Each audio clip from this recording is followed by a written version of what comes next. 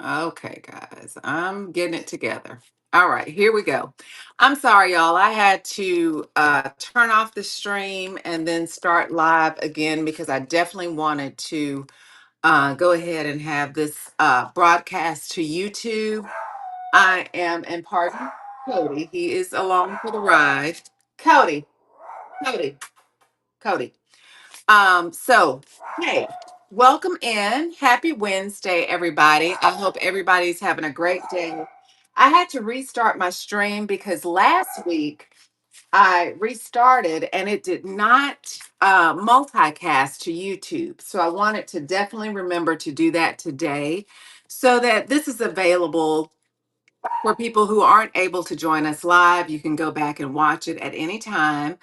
But I am Kathy. I have spent several years, and I'm still in the education space, but I've spent several years as a teacher and served in different levels of positions within school districts and consultants for school districts and leadership support and all of that good stuff. So, what I like to do, particularly with my friends, and as we reflect on the month of October, it's all about giving. Now, I'm going to do this throughout the year, but this is kind of what prompted this series to start. I wanted to be able to contribute to a wide community on all things education.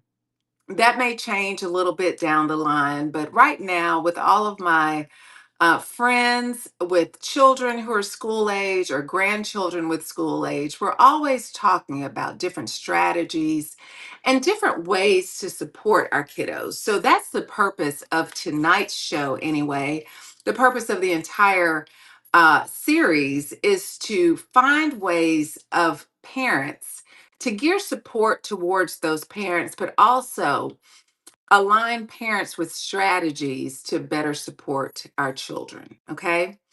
I am the mom of three. They're all out and about. My baby is a senior in college. The other two have graduated from college. The oldest graduated from grad school.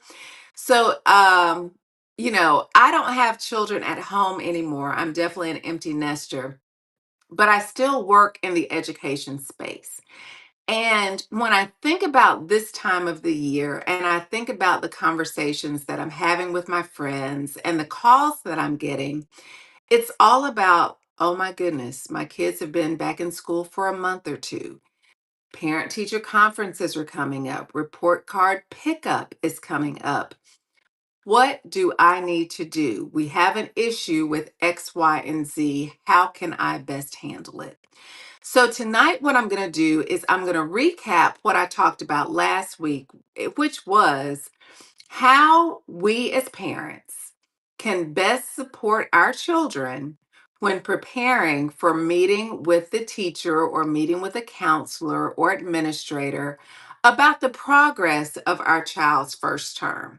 Some of us are on 6 weeks term, some of us are on 9 weeks term, but right about now, we've gotten a report card or we're getting ready to get a report card. So I just want to really talk about a few things, really 5 things that you can do as a parent or a grandparent or a guardian to really prepare and have a productive parent teacher conference or parent teacher conversation. The first thing that I want to say is always prepare with the end in mind. Okay. Just like we do with almost every other aspect of our lives, we want to think about what we want the result of this conference to look like, and we want to work backwards in the preparation. So always prepare with the end in mind. Now, there are a couple of ways to do that. Look at your child's grades. At this point in time, we're such a digital society. Most of us have ways for parents to log on to a parent portal and check our children's grades. If you have a middle school or a high school child, you also want to check attendance and absences. We want to check tardies, and we want to make sure that we have a full picture of our child's experience and have those conversations with children. Say, I noticed you were late to, fourth block 3 days in a row. What's going on? We want them to understand that although they have a level of independence at that middle and high school age, we still have our eyes on them, and we're still there to support them in any way that we can. Okay, so always make sure that you understand what you're dealing with and what your child is doing, what those outcomes look like before you go meet with your teacher or have that group administrative conference. Let's say it's conference day. The first thing that you want to do is you want to very warmly greet the room. Okay, tell your teacher hello, give them a glow. We always think about a glow and then a grow, okay? Same thing that we expect our teachers and administrators to do with our children. We don't scold all the time. We praise and then we give room for improvement, okay? So you want to greet them warmly. You also want to state your purpose, like, I'm excited to be here to work with you to better support my child, okay? And you want to make sure that you are able to ask that teacher or that administrator to highlight a couple of things that your child is doing well. Okay. Get some background information on that.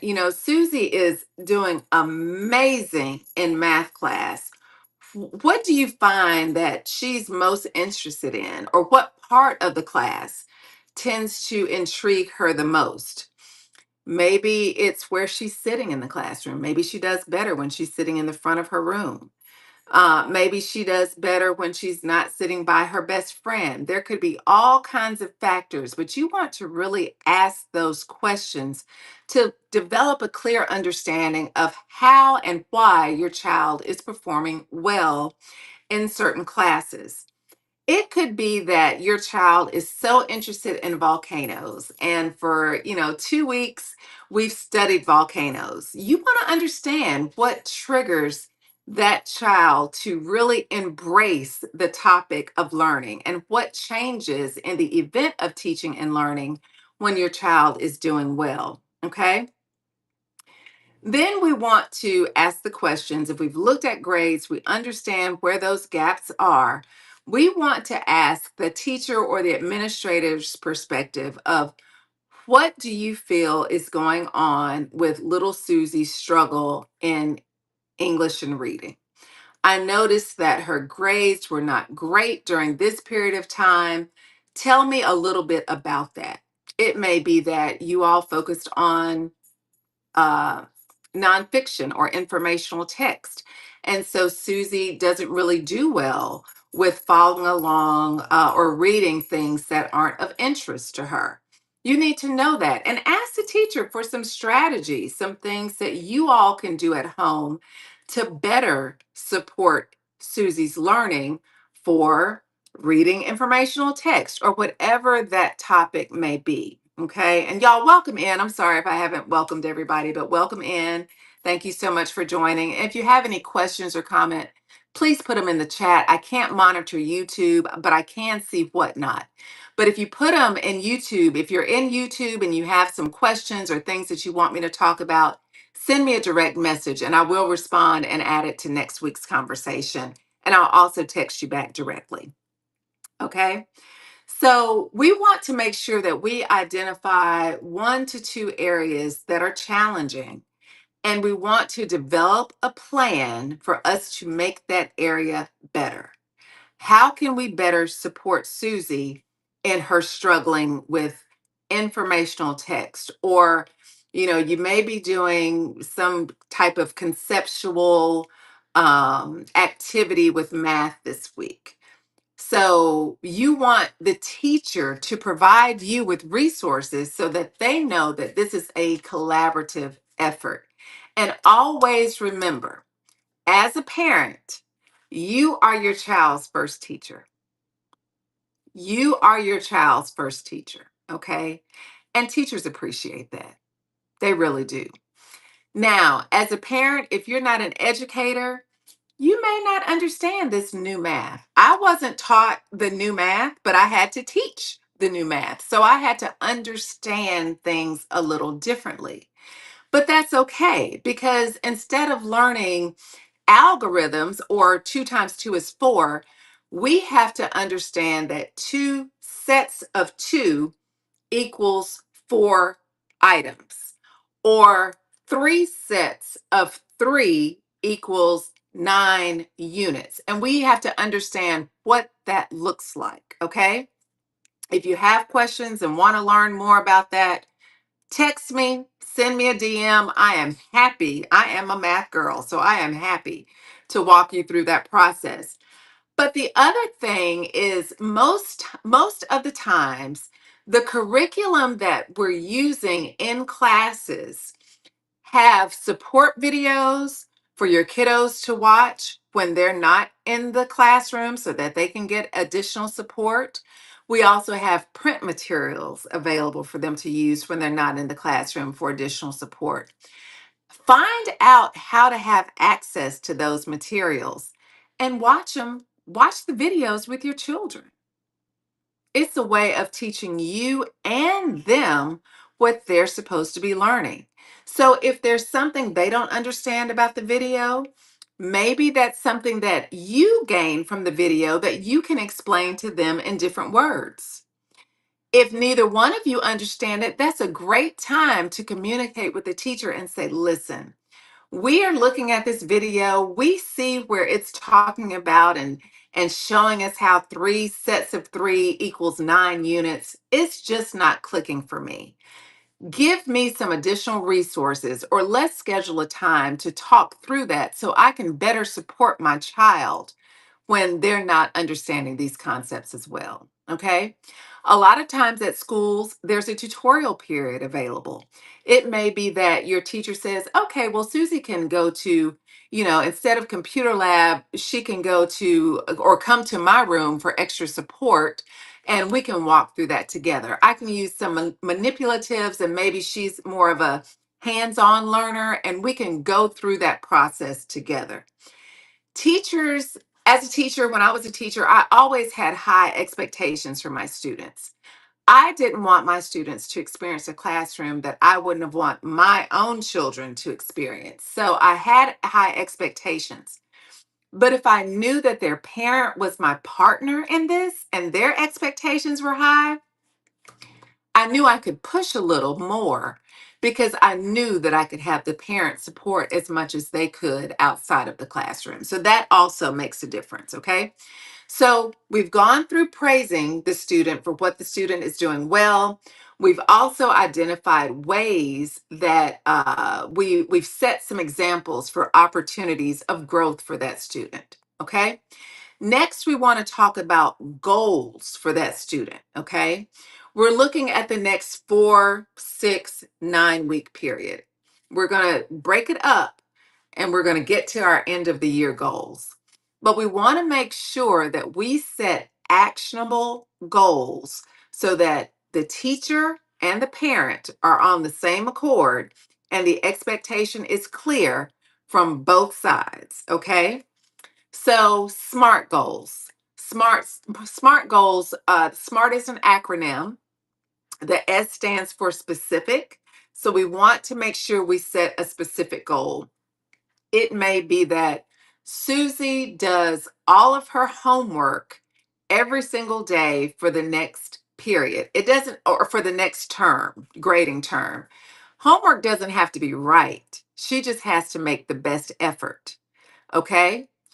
Um, the M stands for measurable. We want to be able to measure that goal. So the teacher should be able to check off of his or her list, or the parent should be able to check off his or her list that Susie completed every homework assignment she was given in this next period of time. All right.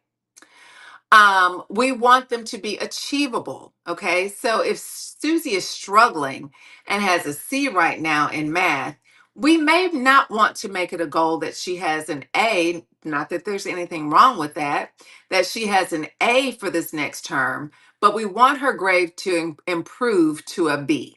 Okay. Then we'll work up to the A. We just want to take it in increments.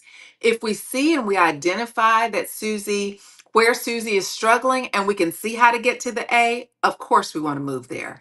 But we also don't want to do something that would be considered overwhelming to our child when they're doing the best they can. We just want them to do their best, okay? And like I've always told my boys, I've always told my students, give me your best. If a C is your best and you're doing every single thing you can, I'm good with that. But if I know and you know you can make an A, then we're going to work towards it. Okay. We're not accepting excuses. We're going to work towards it, but we're going to do it hand in hand. So the R is for things that are relatable. Okay. And we've kind of talked about that already. We're doing the homework is relatable to getting the ultimate goal that we want to set. And the T is for a time limit. So we're saying we're doing these things, and the outcome of taking these steps will be that Susie has a B for the next grading period. Okay. We're also, as parents, we're monitoring those grades as they're placed in those portals, and we're making sure that we're doing what we need to do to support our child outside of the classroom, whether it's watching those videos with our child, whether it's, reading some print material with our child, whatever it is. And always ask the teacher for additional resources. They are happy, happy, happy to give it to you. All right. They want to know that you're there to support their effort in teaching your child. All right. Next, we want to make sure that the child understands what these goals are and even set a reward system for them. I mean, we all like to be recognized for the things that we do well, okay? And we all like to be encouraged, and that motivates us to do a better job. So make sure you celebrate those small wins. Celebrate those wins with your children and with the teacher for that matter. Also, have a clear understanding of how the teacher will communicate with you, when the teacher will communicate with you, and the best way for that teacher to communicate with you. Also, vice versa. Let the teacher know when you'll be communicating with them, how best to communicate with them. So you all know that there's going to be a dialogue and there will be a discussion along the way to monitor how things are going. We don't want to wait until the end and say, oh, well, you didn't do this, so my child didn't, blah, blah. We don't want to do that. We want to identify any hiccups in the process and work together to fix them. It makes for a better outcome for everybody. Okay. So we've looked, we've talked about our glows, we've talked about our grows, we've talked about ways to achieve those grows, we've talked about ways to evaluate how it's coming with the strategies and the action steps to get to those glows. And we've talked about the timeline. Okay. So now we want to thank each other. The teacher's going to thank you for being there to be supportive and so engaged in your child's life. You're going to thank the teacher and administrator for anything that they're doing to support them, and understand that you all are a team working together in the effort to best support your child. Also, one thing that I mentioned last week, and I definitely think it's worth mentioning again this week, is if there are any issues outside of the classroom that you think your teacher needs to be made aware of, let them know about it proactively. And I'll give you an example of what I mean. So, a lot of times as teachers, we'll have very strict policies about leaving the classroom, maybe bathroom breaks or whatever, because we want to protect that instructional time that we have with your kiddos. Okay. If your child is in a situation that he or she may need to go to the restroom more often. Maybe they're taking a medication that's causing some type of GI upset. There may be other external stressors that they're going through that may cause a little GI upset. As much as you're comfortable with sharing with the teacher, let them know kind of what's going on. And, little Susie may ask to go to the restroom a little more than the time that you have allotted for them to go to the restroom. That way, there's no issue when the student asks, if it's that time of the month, even, or just whatever may be going on. Just let the teacher know so that they know that they're not frivolously allowing just one student to go to the restroom because it causes chaos for everybody else. Once one goes, everybody wants to go. So teachers tend to make sure that that classroom is managed, and they tend to keep people or keep your children and their students on very strict schedules when it comes to that. So if there's an issue, just handle it proactively. No matter what the issue is, always try to handle it proactively versus reactively, and the outcome tends to be a lot better. All right. I think I'm trying to think of anything else that I can think of right now. Staying involved, of course, in that parent portal. News will come that way. Find out how that teacher communicates with you as a parent. It may be through a class, one of those.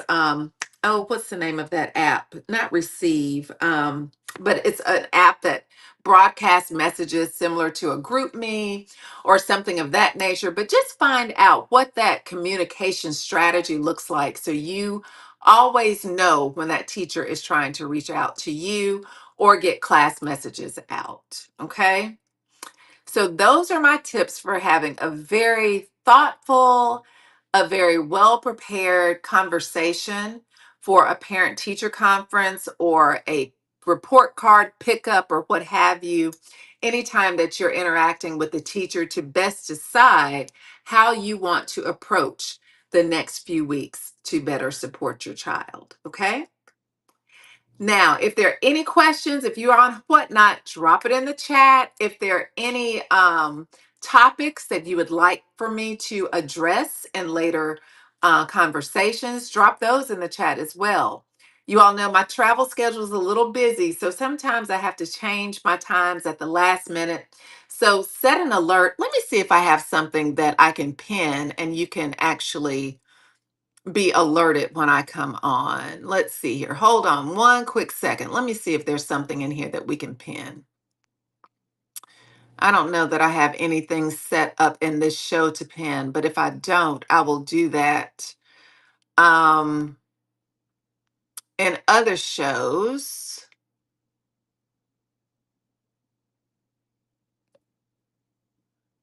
Okay, you all. What I did was I pinned my sticker. You don't buy it. Don't buy it.